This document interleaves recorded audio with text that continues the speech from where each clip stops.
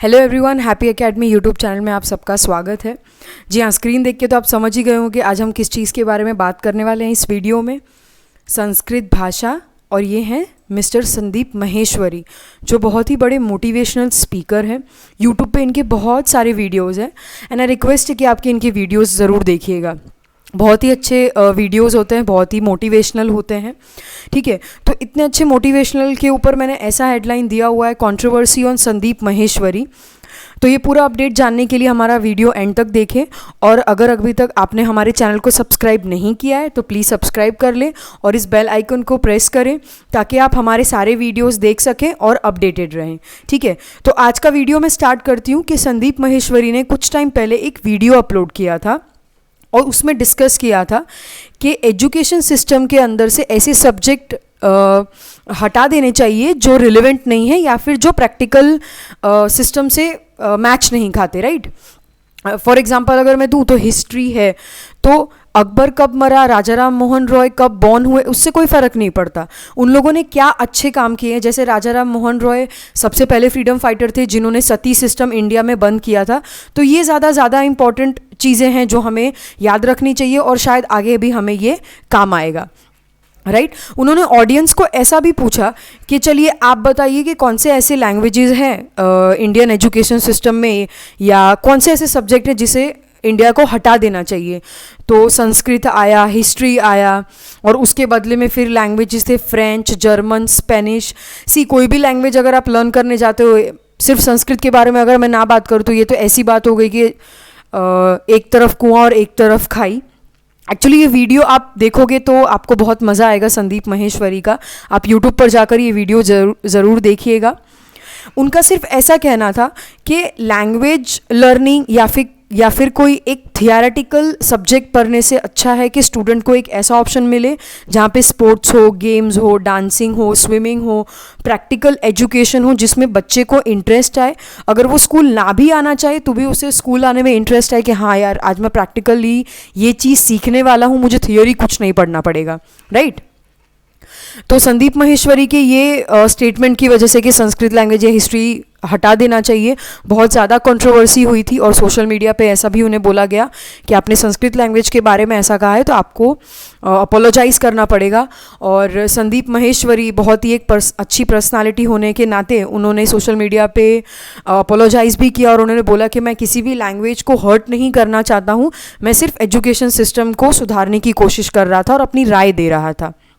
ठीक है, इसके बाद मैं वीडियो में पूछती हूँ कि अभी भी इंडिया में ऐसे बहुत सारे स्टेट्स हैं जहाँ पे संस्कृत एक कम्युनिकेशन लैंग्वेज की तरह यूज़ होता है। राइट, उसमें सबसे पहला स्टेट आता है और उसमें एक सिटी है मत्तूर, जिसको संस्कृत विलेज भी कहा जाता है। एक्चुअली ये विलेज बहुत छोटा सा है और बहुत कम लोग यहाँ पर रहते हैं, बट फिर भी वो लोग अपने कर्नाटका के रीजनल लैंग्वेज के साथ साथ संस्कृत को कम्युनिकेशन लैंग्वेज की तरह यूज़ करते हैं। ठीक है, बाकी के इंडिया के पार्ट्स की अगर मैं बात करूँ तो जीरी मध्य प्रदेश, होसाहली कर्नाटका, सासना ओडिशा, भगुवर मध्य प्रदेश, गनोडा राजस्थान, महोद मध्य प्रदेश, इन सारे स्टेट्स के अंदर, इन सारी सिटीज़ के अंदर कुछ ना कुछ स्तरों पे या कुछ ना कुछ परसेंटेजेस के अंदर लोग संस्कृत भाषा को एक कम्युनिकेशन लैंग्वेज की तरह यूज़ करते हैं। नेक्स्ट अगर मैं जाऊं तो इंडिया के अंदर संस्कृत लैंग्वेज को, ऑब्वियसली बात है, हमारा ट्रेडिशनल लैंग्वेज है, बहुत सारे लोग उसे फेवर करते हैं। तो फेवर में क्या स्टेटमेंट आते हैं? ठीक है, संस्कृत को मदर ऑफ ऑल लैंग्वेजेस माना जाता है क्योंकि बहुत सारी ऐसी लैंग्वेजेस है जो संस्कृत में से निकली है या फिर उस लैंग्वेजेस का ओरिजिन संस्कृत है। राइट, और संस्कृत सबसे ओल्डेस्ट भाषा है जिसको एज अ स्पीकिंग यूज़ किया गया था, एज अ स्पीच सबसे पहली बार यूज़ किया गया था संस्कृत लैंग्वेज को। इंडिया ही नहीं बल्कि चाइना में बहुत सारी ऐसी रीजनल लैंग्वेजेस है चाइना की जिसका सोर्स संस्कृत है, जो रीजनल लैंग्वेजेस संस्कृत से उभर कर आई है। राइट, कुछ लोग ऐसा भी मानते हैं कि संस्कृत लैंग्वेज के अंदर जो बुक्स लिखी गई है वो सिर्फ रिलीजियस बुक्स लिखी गई है। नहीं, ऐसा कुछ नहीं है। धार्मिक बुक्स के अलावा बहुत सारी ऐसी बुक्स है हमारे साइंस रिलेटेड, आर्किटेक्चर रिलेटेड, जो संस्कृत में लिखी गई है। और जैसे कि आप स्क्रीन पर देख पा रहे हैं, 95% of books written in Sanskrit are non religious. Right, जिसके अंदर आ जाता है botany, astrology and astronomy, medical science, biology, agriculture and horticulture, architecture, right, sorry for the interruption, ये सारी ही बुक्स, ये सारे ही कंसेप्ट संस्कृत लैंग्वेज में लिखी गई है। तो ऐसा आप अपने दिमाग में ना रखें कि संस्कृत में सिर्फ रिलीजियस बुक्स लिखी जाती है, राइट। आगे बढ़ते हुए संस्कृत को एक परफेक्ट लैंग्वेज माना जाता है क्योंकि कंप्यूटर एक्सपर्ट ऐसा दावा करते हैं कि संस्कृत ऐसी लैंग्वेज है जो कंप्यूटर सबसे इजीली एक्सेप्ट कर लेता है और वो एक परफेक्ट लैंग्वेज है कोडिंग्स करने के लिए, या फिर जैसे आप बोलते हो कि कंप्यूटर के अंदर एल्गोरिदम लैंग्वेजेस यूज़ होते हैं, तो संस्कृत लैंग्वेज को वो सबसे जल्दी समझ लेता है, इसलिए उसको एक परफेक्ट लैंग्वेज बताया गया है। संस्कृत लैंग्वेज एक ऐसी भी भाषा है जिसमें ऐसा माना जाता है कि बहुत सारी भावनाओं को, बहुत सारे इमोशंस को या बहुत ही बड़े सेंटेंसेस को आप एक या दो वर्ड में एक्सप्रेस कर सकते हैं और इसीलिए उसको एक्सप्रेसिव लैंग्वेज भी माना गया है, राइट। यहाँ पे मैंने एक पिक्चर दिया हुआ है एक्सप्रेसिव लैंग्वेज के ऊपर। ओके, संस्कृत लैंग्वेज एक ऐसा लैंग्वेज है जिसमें सबसे ज़्यादा वर्ड्स हैं और इसीलिए इसको बोला जाता है largest library of words, that is Sanskrit. अगर मैं दूसरी साइड देखूं, मतलब अगर संस्कृत लैंग्वेज, लोग अगेंस्ट में तो नहीं होते बट फिर भी शायद संस्कृत लैंग्वेज लर्न करने में प्रॉब्लम होती हो या वो एक डिफ़िकल्ट लैंग्वेज है, इसीलिए और भी स्टेटमेंट्स आते हैं जैसे लैंग्वेज अगर मैं बात करूँ तो वो एक हमारा वे है कम्युनिकेशन करने का, और Sanskrit day to day communication के अंदर शायद फिट नहीं बैठता क्योंकि शायद उसे लर्न करना थोड़ा डिफ़िकल्ट है।